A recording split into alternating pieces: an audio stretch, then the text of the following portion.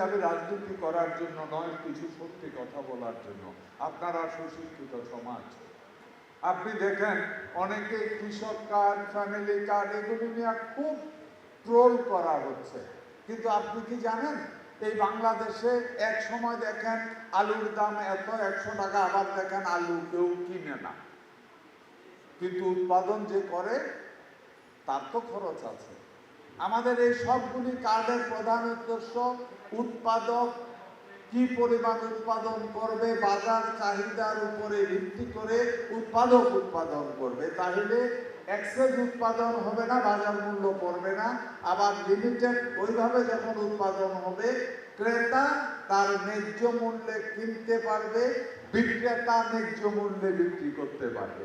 এই রেকর্ডটার জন্যই কৃষিকাজ। আমি কিছুদিন এই নদীর পাড়ে দিয়ে একবার ওইদিকে যাচ্ছিলাম শীতকালে, এক লোকে দেখি জমি ট্রাক্টর দিয়ে চাষ করতেছে, পুরা জমিতে বাঁধাকপি। আমার খুব ইচ্ছা জাগলো, গাড়িটা দাঁড় করাইয়া বললাম, ভাই এই বাঁধাকপি সব শ্বাস দিয়া ফেলাইতেছেন, ঘটনাটা কি? কয় ভাই বাজারও নিতে উড়াইয়া গাড়ি ভাড়া দিয়া বাজার হলে 2টিও উড়ায় না, তো কি করে সার হয়ে যাবে। এখন এটা কেন হয়েছে? আপনারা এখানে ইকোনমিক্সের ছাত্র আছেন, বিজনেসের ছাত্র আছেন। কেন হয়েছে? চাহিদা কত, উৎপাদন কত করতে হবে, এই সামঞ্জস্যতাটা নাই। কৃষক জানে না তার কত উৎপাদন করতে হবে, সরকার জানে না এখানে তার কত চাহিদা আছে। এই যে গ্যাপটা, এটাকে মিনিমাইজ করার জন্য কৃষিকাজ। আপনি কত সারের প্রয়োজন আমরা জানি না, এবারে এই কৃষক কার্ডে প্রমাণিত হবে, প্রত্যেকটা কৃষি কার্ডে লেখা থাকবে এই কৃষক কি কি কতটুকু জমি আছে, কি তার উৎপাদন করবে।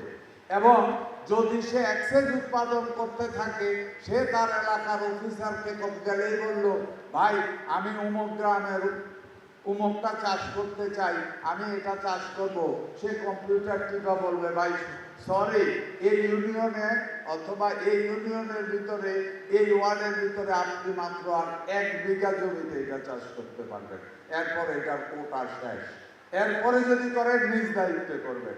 তার মানে আপনি যা উৎপাদন করবেন তার ন্যায্য মূল্য পাওয়ার নিশ্চয়তা দেওয়া হচ্ছে।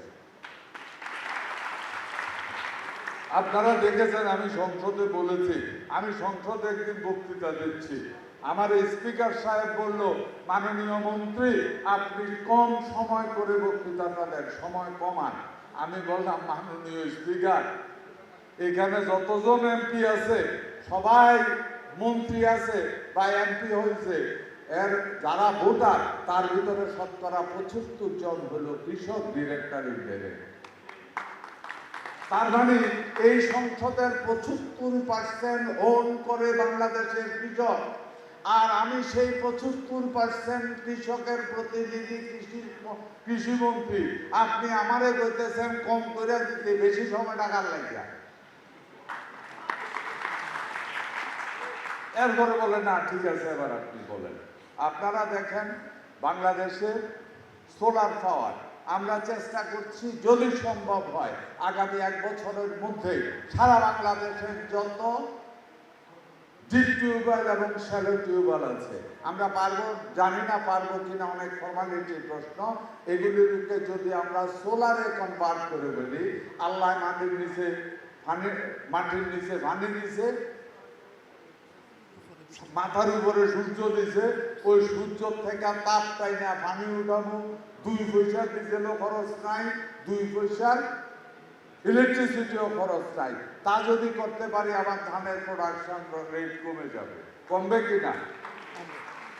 আমাদের যত হাজার কোটি টাকা যাক, আমরা চেষ্টা করছি এটাকে কমপ্লিট করার জন্য।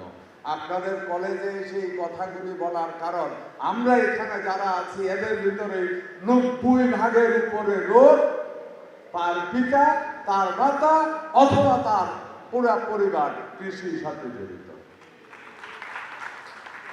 আপনি যখন বাড়িতে চিঠি লেখেন, আব্বা টেলিফোন করেন, আব্বা আভাটার জাদুরে ধানের দামটা তো একটু বাড়লো, তখন পুরা হারে 900 টাকা, একটু দামটা বাড়ো, দাম বেচা তোর লাগে পেয়া বাড়াবো। আর কিছু করে পাঠাইতে পারে? আর বেশিরভাগ বাঁশ বেচছে আগে, কিন্তু হয়তো বাঁশও নাই। এটাই সত্য। আমার কাছে ভালো লাগে, আমি সংসদে দাঁড়িয়ে স্পষ্টভাবে বলেছিলাম, মাননীয় স্পিকার, আমি নিজে কৃষক। আমি কৃষকের সন্তানের শুধু নয়, আমি ব্যক্তি জীবনে কৃষক। আমি এখনো ক্ষেতের লাইনে ঘাস কাটতাম পারি, আমি এখনো ধান দাইতাম পারি, আউশ হইতাম পারি, রোয়ার হইতাম পারি, খাড়ি ইসতাম পারি, হেন কোনো কাম নাই আমি পারি। এখন আমার কাছে ভালো লাগে, আপনারা দেখেন অনেক সংসদ সদস্য দাঁড়িয়ে বলে আমি কৃষক, আমি কৃষকের সন্তান। কিছুদিন আগেও, হয়তো আপনারা অনেক ছোট ছিলেন, কিছুদিন আগেও এমন একটা ভাব দেখাইতো, সুন্দর কোপ্তা টোপ্তা গাছ দিলে মনে হইতো যে আমার দাদা সামনে বসবাস করতো, এখান থেকে বাঁশ ধরে খুব করে আমরা দিন নেতাইয়া করছে, আমরা কৃষক না। কিন্তু এটা ঘুরে গেছে, মানুষ এখন কৃষকের সন্তান হিসেবে নিজেকে পরিচয় দিতে প্রাউড ফিল করে। এটাই যখন চালু হয়েছে, বাংলাদেশ এগিয়ে যাবে, অর্থনৈতিকভাবে স্বাবলম্বী হবে, সারা বিশ্বের মানচিত্রে বাংলাদেশ শক্তিশালী হবে। এটাই আমাদের মূল।